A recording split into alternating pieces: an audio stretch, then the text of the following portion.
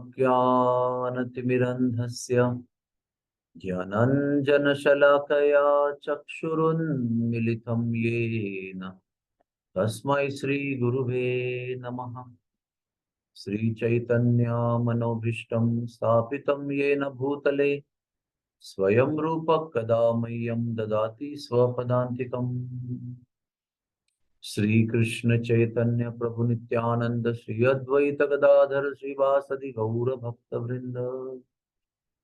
हरे कृष्ण कृष्ण कृष्ण हरे हरे, हरे राम राम राम हरे हरे। हरे कृष्ण। जब प्रभु रामचंद्र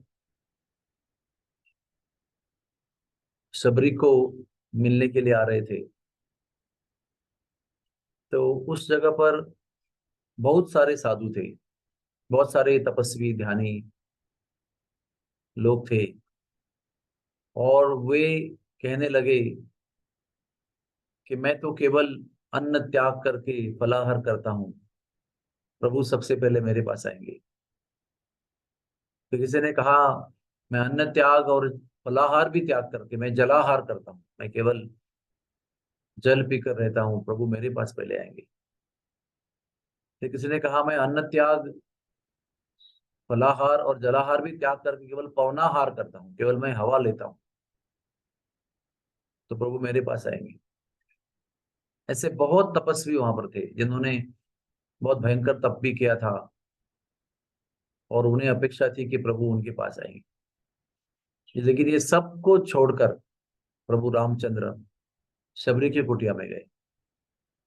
शबरी को न केवल दर्शन दिया लेकिन शबरी के झूठे बेर भी खाए, जो एक प्रकार से धर्म विरुद्ध था, प्रभु को झूठे बैर या झूठी कोई वस्तु खिलाना।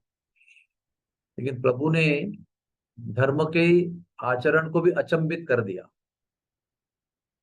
और धर्म विरुद्ध किया हुआ आचरण भी बड़े प्रेम से स्वीकार किया और शबरी को प्रतिसाद दिया। तो इसका अर्थ ये होता है कि अन्याभिलाषिता शून्यम ज्ञान कर्मादि अनावृतम आनुकूल्येन कृष्ण अनुशीलनम भक्तिरुत्तमा।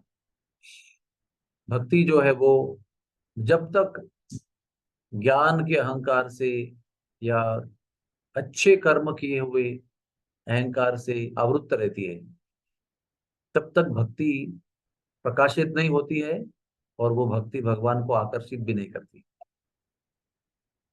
शबरी का उदाहरण इसी भाव का प्रमाण है कि भगवान तपस्या से नहीं रिझते, भगवान त्याग से नहीं रिझते, भगवान विरक्ति से नहीं रिझते।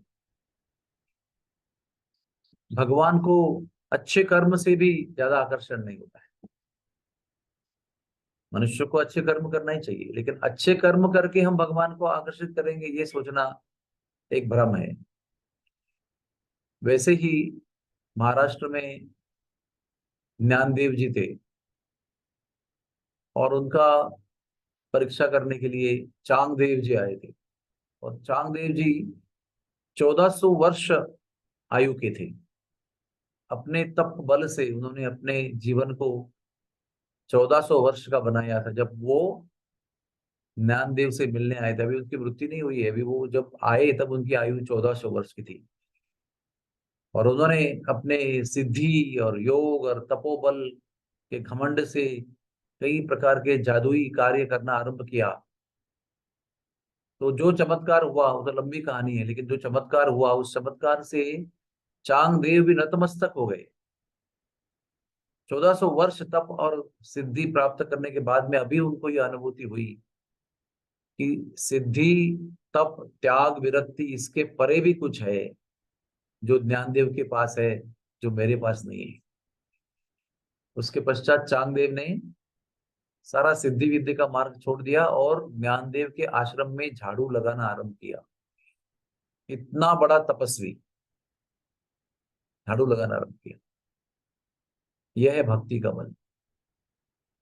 वैसे ही बांके बिहारी को जिनने प्रकट किया था स्वामी हरिदास, उनके जीवन में भी एक ऐसा ही बाबा हिमालय से आया था। वो 800 वर्ष पुराना था, और स्वामी हरिदास को लुभाने के लिए कभी वो शेर बन के आता, कभी सिंह बन के आता, कभी गधा बन के आता, कभी मोर बन के आता। हर समय वो स्वामी को अचंभित करने का प्रयास करता। तो स्वामी कभी डरे नहीं उस शेर को देखकर, कभी सिंह को देखकर। लोग डरते थे तो स्वामी जी हंसते थे। एक दिन वो मोर बनकर आया तो स्वामी जी ने कहा, देखो कितना सुंदर मोर ब्रज के निधि वन में आया है। तब जाकर वो नतमस्तक हो गया, और उसने स्वामी हरिदास से दीक्षा ली और भक्ति मार्ग को अपनाया। कहते हैं आज भी वो व्यक्ति जो मोर बनकर उनके सामने प्रकट हुआ था, ये 450 वर्ष पहले की बात है, आज भी वो जो सिद्ध योगी था एक भक्त बनकर अभी भी हिमालय में स्थित है, जो भगवान नाम का और भक्ति का प्रचार कर रहा है। तो भगवान अपने जीवन में अपने लीलाओं के माध्यम से बताते हैं कि उन्हें हम ज्ञान से प्रभावित नहीं कर सकते, तप से प्रभावित नहीं कर सकते, अपने विविध सिद्धियों से प्रभावित नहीं कर सकते। वो केवल भक्ति से प्रभावित करते। जो योगी, ध्यानी, तपी, विरक्त, त्यागी, ऐसे सब लोगों को त्याग करके, ऐसे किसी भी लोगों को प्राप्त न होते हुए वो ब्रज में प्रकट होते हैं। और जो योगी दुर्लभ, जो योगियों के लिए बहुत दुर्लभ है, अनंत जन्मों तक, हजारों साल की तपस्या के बाद भी उनका नाखून से निकले हुए एक किरण का दर्शन नहीं होता है, ऐसे प्रभु जब ब्रज में आते हैं तो छछियाबर छाछ के लिए गोपियों के लिए नाच करते हैं। अहिर की छोरिया चचिया पर छाछ के नाच नचावे। अहिर की छोरिया यानी गोपियां चुल्लू भर छाछ के लालच से वो परब्रह्म परमात्मा अलभ्य दुर्लभ्य भगवान उनके लिए नृत्य करते हैं, उनके हेल उठाते हैं, यानी उनका बोझ उठाते हैं, उनकी टोकरी उठाकर सर पे रख के उनके घर पहुंचा देते हैं, उनको जल पिलाते हैं, उनके पैरों का मालिश करते हैं। रास में उन्होंने क्या नहीं किया, क्योंकि वो गोपियां ज्ञानी नहीं थी, तपस्वी नहीं थी, कर्मकांडी नहीं थी, पुण्य कर्म करने वाली नहीं थी, वो भक्त थी। भगवान के लिए उन्होंने पूरी शरणागति के साथ में अपने जीवन को समर्पित कर दिया था, इसलिए भगवान उनके हो गए थे, भगवान उनके वश में हो गए थे।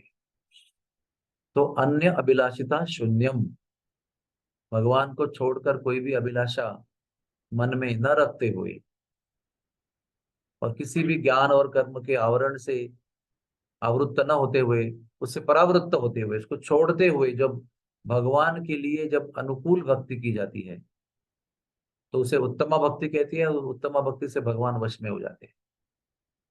शबरी ने कोई तप नहीं किया था, शबरी ने कोई ज्ञान का प्राप्ति नहीं किया था, शबरी ने कोई भी त्याग नहीं किया था, शबरी ने कोई भी कर्म कांड नहीं किया था, कोई भी ऐसा कार्य नहीं किया था। शबरी ने केवल जीवन भर भगवान के लिए प्रेम से फूल बिने, जीवन भर भगवान का इंतजार किया, भगवान का रास्ता सजाया, जीवन भर हर रोज बेर तोड़े और उसमें खा खा कर मीठे मीठे बेर बाजू में निकाल के रखे, और प्रतीक्षा करती रही बड़े प्रेम से और आतुरता से और लालायित होकर। इसलिए सभी ज्ञानियों को, त्यागियों को, विरक्तों को छोड़कर भगवान शबरी के पास आए। सब लोग अचंभित रह गए। ये है भक्ति की महिमा। तो आइए, हमारी समस्या क्या है? हमारी समस्या यह है कि हम ज्ञान से भगवान को जानना चाहते हैं, पुण्य कर्मों से उनको प्राप्त करना चाहते हैं। और भगवान ये बता रहे हैं कि मैं ज्ञान से, मेरी केवल जानकारी आप कर सकते हैं, मेरी प्राप्ति ज्ञान से नहीं हो सकती। पुण्य कर्म करके आप अच्छे बन सकते हो, सद्गुणी बन सकते हो, स्वर्ग लोक को प्राप्त कर सकते हो। मुझे प्राप्त नहीं कर सकते हो, मेरे लोक को नहीं प्राप्त कर सकते। अगर मुझे प्राप्त करना है, मेरे लोक को प्राप्त करना है, मेरा बनना है, तो भक्ति ही एक मेव मार्ग है। हरे कृष्णा कृष्ण कृष्ण हरे हरे, हरे राम राम राम हरे हरे।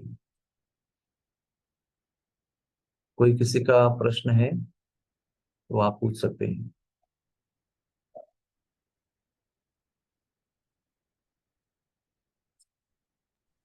हरे कृष्णा, दंडवत प्रणाम प्रभु जी। दंडवत प्रणाम। प्रभु जी, मेरा प्रश्न यह है कि अभी आपने जो समझा दिया कि हम ज्ञान से भगवान को जानने की कोशिश करते हैं, इसलिए हमसे मतलब भक्ति ठीक तरह से नहीं हो पाती है। तो शायद क्या यही वजह है कि जब मतलब मैं खुद के बारे में बात कर रहा हूँ कि हम जब चैंटिंग करते हैं तो मतलब भगवान को जानने की कोशिश भी करते हैं उसके साथ। तो क्या हमें मतलब वो प्रोसेस कैसा रिफाइन करना चाहिए? ज्ञान के माध्यम से हम मतलब भगवान, भगवान को देखने की या फिर हाँ ज्ञान प्रभु के जी। माध्यम से भगवान को जान सकते हैं, उनके विषय में जानकारी पता कर सकते हैं। पुण्य कर्मों के द्वारा हमारी चेतना भगवान के लिए अनुकूल हो सकती है, लेकिन ये दोनों करके भगवान प्राप्त होंगे, भगवान का प्रेम प्राप्त होगा, ये समझना गलत है। और हम क्या करते हैं ना, अधिकतर जब अच्छे कार्य करते हैं, सेवा करते हैं, तो हम उसका एक सूक्ष्म दृष्टि से, गुप्त रूप से मन में उसका फल चाहते हैं कि मैंने अभी इतनी सेवा की, इतना दान किया, इतना समय दिया, तो कम से कम मेरी बेटी की शादी होनी चाहिए, मुझे विदेश में जाने को मौका मिलना चाहिए, मेरे बेटे की एडमिशन होनी चाहिए। इस प्रकार की सुप्त इच्छाएं हमारे मन में होती है, तो उसको कहते हैं ज्ञान कर्मादि अनावृतम। अनावृतम यानी हमको उससे अनावृत्त होना चाहिए। हम लोग उस सकाम सकाम कार्य से हमारा मन जो है वो आवृत्त है, और हम सोचते हैं कि हम ज्ञान से भगवान को प्राप्त करेंगे। नहीं, जानकारी कर सकते हैं, प्राप्त करना नामुमकिन है। तो हम रोज क्या करते हैं, रोज क्या करना चाहिए? अभी हमारी उस तो अवस्था नहीं है वैसे, तो रोज हमें यही प्रार्थना करनी है कि भगवान हमें भक्ति चाहिए। उतनी मांग तो हम कर सकते हैं। अच्छा कार्य हम कर रहे हैं, पुण्य कार्य कर रहे हैं, सदव्यवहार कर रहे हैं, शास्त्र पढ़ रहे हैं, लेकिन वो शास्त्र केवल ज्ञान बटोरने के लिए नहीं पढ़ रहे हैं। शास्त्र पढ़ रहे हैं कि आपके विषय में रुचि पैदा हो, वासुदेव कथा रुचि, आपके प्रति ये रुचि पैदा हो, इसलिए हम ये सब कर रहे हैं, और ये करना चाहिए। रोज सुबह उठना है, जप करना है, शास्त्र पढ़ना है, शास्त्र सुनना है, सेवा करनी है, एक ही चीज के लिए, वासुदेव कथा रुचि, वासुदेव रुचि, उनके प्रति आसक्ति, उनके कथा के प्रति रुचि निर्माण करने के लिए हमको ये प्रार्थना करनी चाहिए, साधना करनी चाहिए। अन्य कोई अभिलाषा मन में नहीं रखनी चाहिए। ठीक है? और किसी का कोई प्रश्न है? Anybody has any question? Thank you very much. Hare Krishna.